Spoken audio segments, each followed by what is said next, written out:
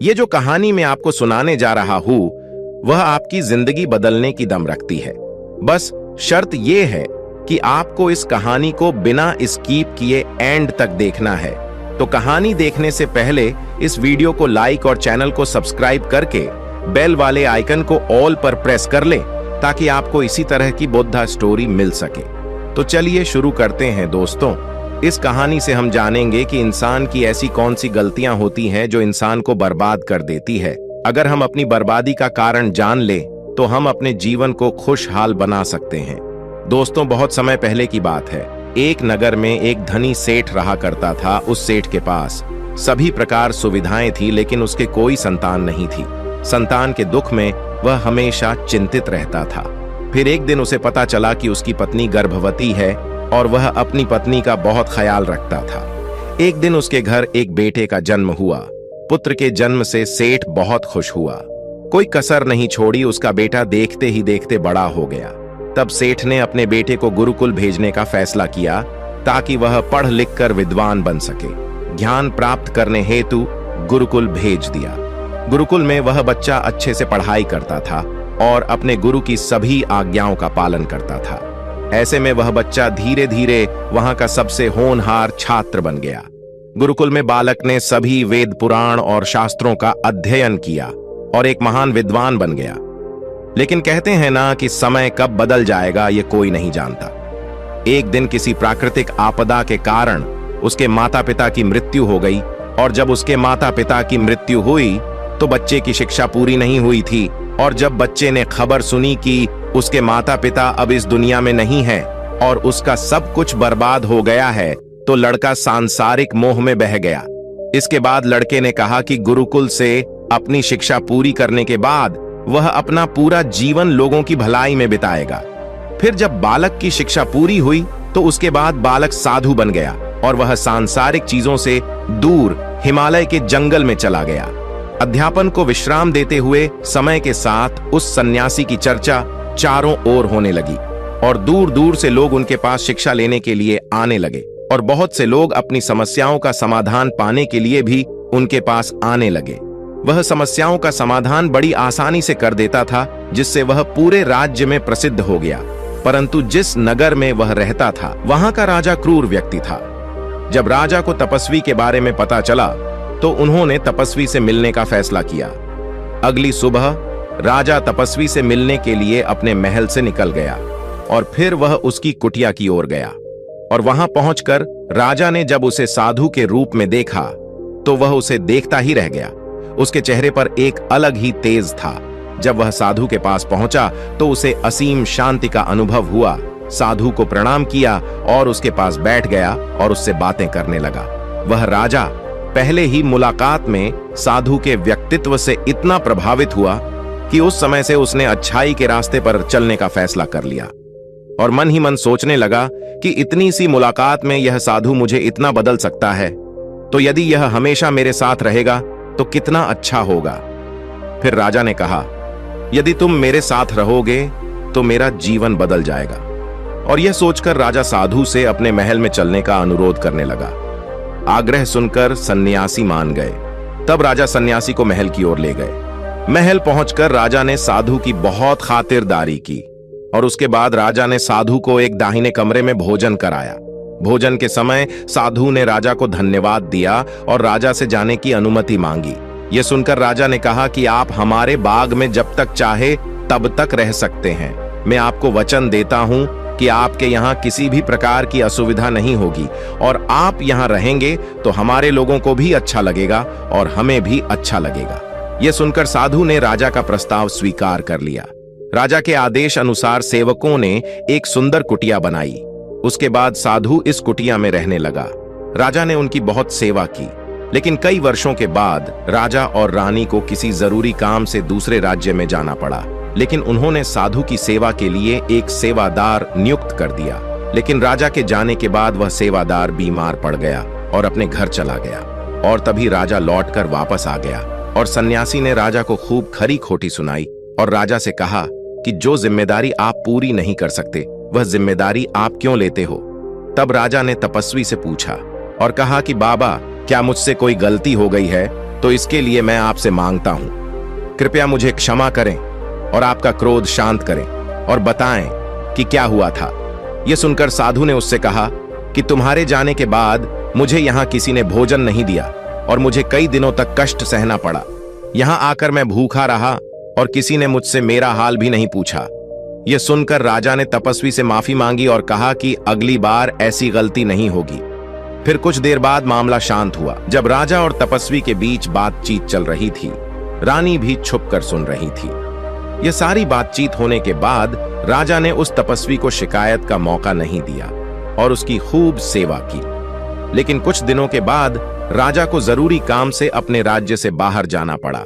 लेकिन इस बार राजा ने राज्य से बाहर जाने से पहले अपनी रानी से कहा कि जब तक मैं ना आऊं तब तक तुम स्वयं ही उस तपस्वी की देखभाल करोगी। यह सुनकर रानी बोली, हाँ महाराज, आप अवश्य जाइए, मैं सन्यासी महाराज की अच्छी देखभाल करूंगी। बाद में रानी प्रतिदिन भोजन बनाकर सन्यासी महाराज के पास भेजती थी। एक दिन रानी स्नान करने चली गई और साधु को भोजन देना भूल गई। और जब सन्यासी के पास भोजन नहीं आया तो सन्यासी ने सोचा कि वह स्वयं महल में जाकर देखेगा कि अब तक भोजन क्यों नहीं आया, और फिर वह महल में पहुंच गया। जब वह महल के अंदर पहुंचा तो वहां उसकी नजर रानी पर पड़ी। रानी के लंबे लंबे घने काले बाल जो कि उसकी कमर पर लहरा रहे थे, उसकी कजरारी आंखें जो देखने मात्र से ही घायल कर दें, उसकी हिरनी जैसी चाल। रानी के इतने सुंदर रूप को देखकर सन्यासी चकित हो गया और रानी की सुंदरता सन्यासी के मन को घायल कर गई और वह वहां से बिना कुछ कहे ही अपनी कुटिया में लौट आया। सन्यासी रानी के रूप की सुंदरता को भुला न सका और वह खाना पीना छोड़कर अपनी कुटिया में पड़ा रहा।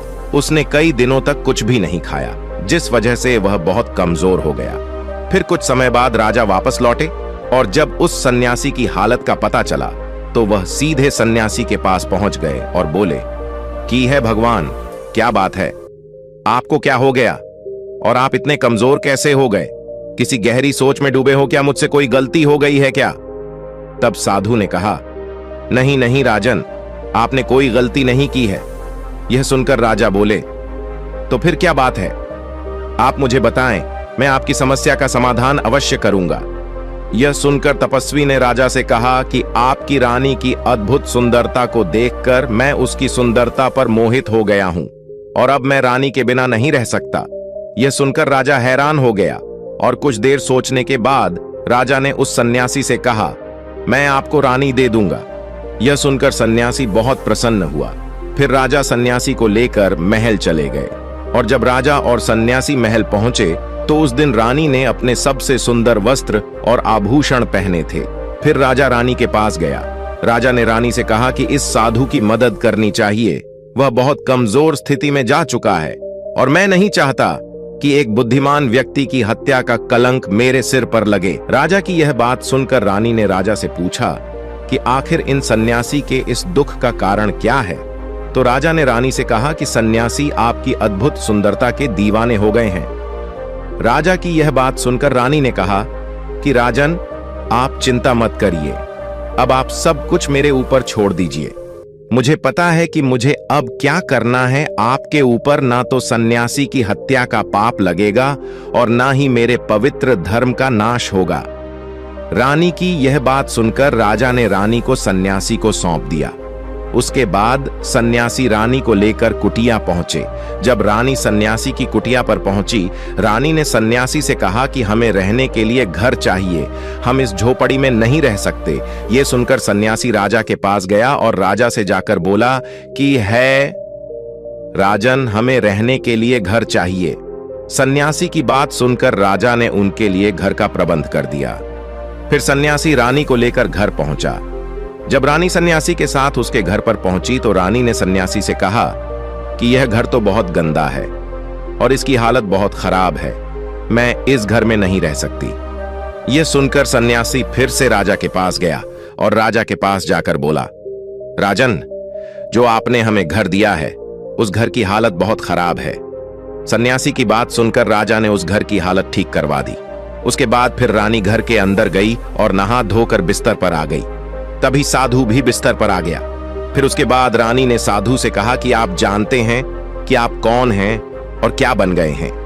आप एक महान साधु थे जिनके लिए राजा स्वयं सभी आवश्यक चीज उपलब्ध कराते थे, जिनके पास दूर दूर से लोग ज्ञान प्राप्त करने आते थे, जो लोगों को सत्य का मार्ग दिखाते थे, जो लोगों की समस्याओं का समाधान करते थे, जिन्हें सभी लोग गुरु मानते थे, जिसे सब लोग भगवान मानकर पूछते थे। और आज आप वासना के कारण मेरे गुलाम हो गए हैं।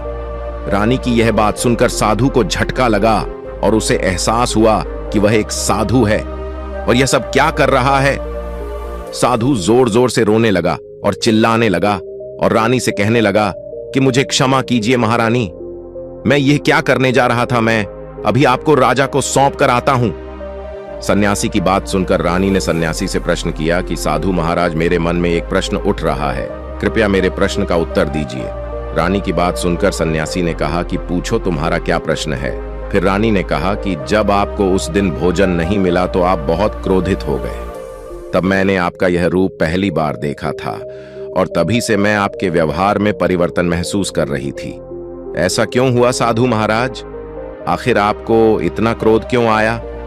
रानी की बात सुनकर सन्यासी ने रानी को समझाया कि जब मैं जंगल में था तो मुझे समय पर भोजन भी नहीं मिलता था, लेकिन जब मैं महल में आया तो महल में आने के बाद मुझे सारी सुख सुविधा मिली और फिर मैं इन सभी सुख सुविधाओं के मुंह में फंस गया और मुझे इसके प्रति लगाव उत्पन्न हो गया और फिर मेरे अंदर का लालच उत्पन्न हो गया और जब मुझे यह नहीं मिला तो मेरे अंदर क्रोध उत्पन्न हुआ। फिर सन्यासी ने आगे कहा कि महारानी, सच तो यह है कि अगर इच्छा पूरी नहीं हो तो क्रोध उत्पन्न होता है और अगर इच्छा पूरी हो जाए तो लालच बन जाता है। फिर सन्यासी ने रानी से कहा, यह इच्छा की पूर्ति ही मुझे वासना के द्वार तक लेकर आई है और मैं आपके प्रति आकर्षित हो गया। इसके बाद वह सन्यासी रानी को लेकर राजा के पास गया और बोला कि राजन, मुझे क्षमा कर दीजिए, मुझे अपनी गलती का एहसास हो गया है। यह लो आपकी रानी, मुझे यह सब नहीं चाहिए। मैं अपनी इच्छा के वशीभूत होकर यह गलत कार्य करने जा रहा था और अपने जीवन को बर्बाद कर रहा था, लेकिन अब मुझे सब कुछ समझ आ गया है। उसके बाद उस सन्यासी ने कहा, है राजन, मनुष्य की बर्बादी का कारण उसकी 4 आदतें बनती है और दुनिया के हर एक व्यक्ति के अंदर यह 4 अवगुण होते हैं, लेकिन जो व्यक्ति इन पर नियंत्रण कर लेता है वह दुख और परेशानियों से बच जाता है। ठीक वही, जो व्यक्ति इन 4 दोषों पर नियंत्रण नहीं कर पाता है वह बर्बाद होने के कगार पर पहुंच जाता है। यह सुनकर राजा ने कहा, महाराज, आप मुझे वह 4 आदतें बताइए जिससे कि मनुष्य की बर्बादी हो जाती है। फिर सन्यासी ने राजा को मनुष्य को बर्बाद करने वाली 4 आदतों के बारे में बताया और कहा, है राजन, मनुष्य को बर्बाद करने वाली पहली आदत है इच्छा, क्योंकि इच्छा ही दुनिया के हर एक व्यक्ति के अंदर सबसे पहला अवगुण होता है और जो व्यक्ति अपनी इच्छाओं को नियंत्रण में नहीं रख पाता है वह जीवन के किसी भी क्षेत्र में सफल नहीं हो पाता है, क्योंकि जैसे ही उसकी एक इच्छा पूरी होती है तो वह दूसरी की ओर बढ़ने लगता है और दूसरी पूरी होती है तो तीसरी इच्छा उसके मन में जागृत हो जाती है और फिर ऐसे करते करते इच्छाओं पर नियंत्रण न होने के कारण की जाल में उलझा रहता है और दुखी रहता है। इसीलिए राजन, जब हम इच्छाओं पर नियंत्रण पा लेते हैं तो हम हमारे मन पर भी नियंत्रण पा लेते हैं और जब हमारा मन हमारे वश में होता है तो तब हमें सुख की प्राप्ति होती है। फिर जो हम चाहते हैं वही हमारे साथ होता है। फिर सन्यासी कहता है, हे राजन, मनुष्य को बर्बाद करने वाली दूसरी आदत है वासना। वासना का जन्म हमारे मन में उठने वाली इच्छाओं से होता है। जिस प्रकार इच्छा का कोई अंत नहीं होता और मनुष्य वासना के जाल में फंसता ही चला जाता है। वासना के वशीभूत होकर मनुष्यों को कुछ भी नजर नहीं आता है। आज तक जितनी भी लड़ाइयां हुई हैं उनका सबसे बड़ा कारण स्त्री को पाने की इच्छा ही रही है। स्त्री के प्रेम के वशीभूत होकर राजा महाराजाओं ने आज से पहले बहुत सारे युद्ध किए हैं। रावण भी संसार का सबसे बुद्धिमान व्यक्ति था, लेकिन उसने भी माता सीता की सुंदरता के जाल में फंसकर अपना सब कुछ बर्बाद कर लिया। उसकी मृत्यु का कारण एक स्त्री ही बनी थी। कई राजा महाराजा तो युद्ध में इसलिए मर गए क्योंकि वह लोग स्त्रियों से रासलीला रचना में ही रह गए, जबकि ईश्वर ने तो स्त्री की उत्पत्ति इस संसार को बढ़ाने के लिए की है। लेकिन आजकल लोगों ने इसे अपनी वासना का शिकार बना लिया है, अपने मनोरंजन का साधन समझने लगे हैं और जब उन्हें अपना यह मनोरंजन नहीं मिलता तो वह पागल हो जाते हैं और न जाने क्या क्या कर बैठते हैं। इसीलिए राजन, जितना हो सके उतना वासना से दूर रहना चाहिए। फिर सन्यासी कहता है, हे राजन, मनुष्यों को बर्बाद करने वाली तीसरी आदत है क्रोध। क्योंकि जब मनुष्य की वासना की पूर्ति नहीं होती है तो उसके अंदर क्रोध उत्पन्न हो जाता है, और जब व्यक्ति को क्रोध आता है तो उस पर उसका नियंत्रण नहीं होता है, और फिर वह क्रोध में आकर कई गलत निर्णय ले लेता है। वह दूसरों को भला बुरा कह देता है, गालियां निकाल देता है, और जब उनका क्रोध शांत होता है तो उन्हें अपनी गलती का एहसास हो जाता है, लेकिन तब तक तो सब कुछ बर्बाद हो चुका होता है। क्रोध के कारण मनुष्य के कई बने बनाए काम भी बिगड़ जाते हैं। जब मनुष्य के भीतर क्रोध उत्पन्न होता है तो वह अंदर से बहुत कमजोर हो जाता है, और एक कमजोर मनुष्य कुछ भी नहीं कर सकता है, उसे कभी भी सफलता हासिल नहीं हो सकती।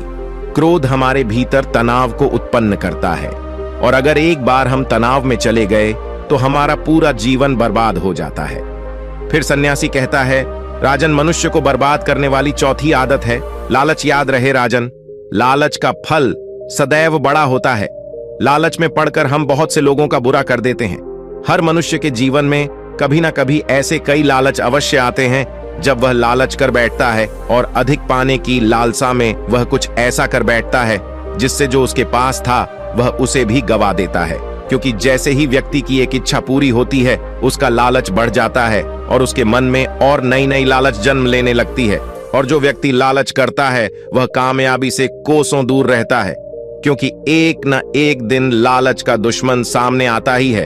अगर हम समय रहते ही लालच को त्याग दें और उसकी जाल में न फंसे तो हम एक सफल व्यक्ति अवश्य बन सकते हैं। फिर अंत में सन्यासी राजा से कहता है, राजन, अगर मनुष्य चारों आदतों को छोड़ देता है तो उसे जीवन में सफल होने से कोई नहीं रोक सकता, और जो इन आदतों को नहीं छोड़ता है उसे जीवन में बर्बाद होने से कोई नहीं रोक सकता। मैं एक सन्यासी होकर इसके जाल में फंस गया था, तो सामान्य मनुष्य तो इससे बच ही नहीं सकता।